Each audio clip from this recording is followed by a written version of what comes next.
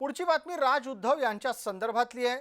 राज उद्धव हे अनेक वर्षांनी म्हणजे तसं पाहायला गेलं तर जवळपास 20 वर्षांनी एकाच व्यासपीठावर सभा घेताना दिसू शकतात।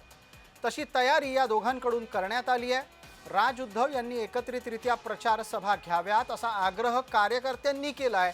हे विशेष 20 वर्षापूर्वी एकत्र सभेच्या साठी राज आणि उद्धव हे मालवणामध्ये एकत्र येणार होते। त्यावेळेला परशुराम उपरकर विरुद्ध नारायण राणे असा संघर्ष सुरू होता।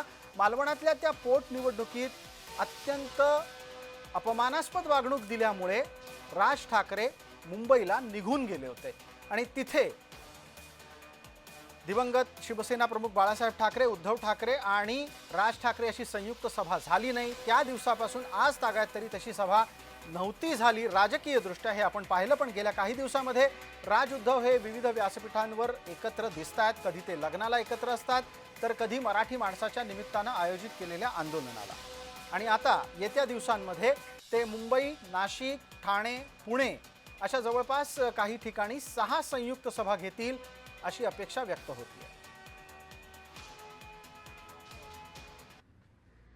युती संदर्भामध्ये ज्या चर्चा आहेत त्याच्यामध्ये त्यांचाही सहभाग आहे, आमचाही सहभाग आहे आणि त्या चर्चा मी तुम्हाला म्हटलं त्याप्रमाणे अंतिम टप्प्यात आहे। त्यामुळे त्या भेटीगाठी होत राहणं हे स्वाभाविक आहे आणि शेवटी पक्षाचे प्रमुख राजसाहेब ठाकरे आहेत, त्यांना भेटायला येणं कोणी हे अगदीच त्यातला एक भाग आहे असं समजायला हरकत नाही।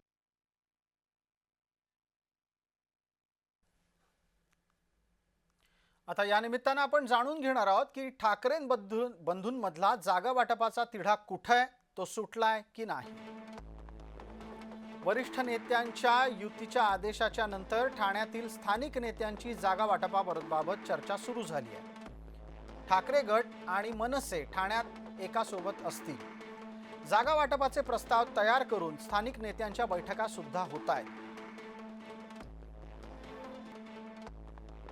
गेल्या आठवड्यामध्ये राजन विचारे, विनायक राऊत, अविनाश जाधव, अभिजित पानसे यांची बैठक झाली। दोन्ही पक्षांच्या वरिष्ठ नेत्यांची 4ही मनपातील पदाधिकाऱ्यांना समोरासमोर ठेवून मतभेद संपवले जात आहेत असं दिसतंय।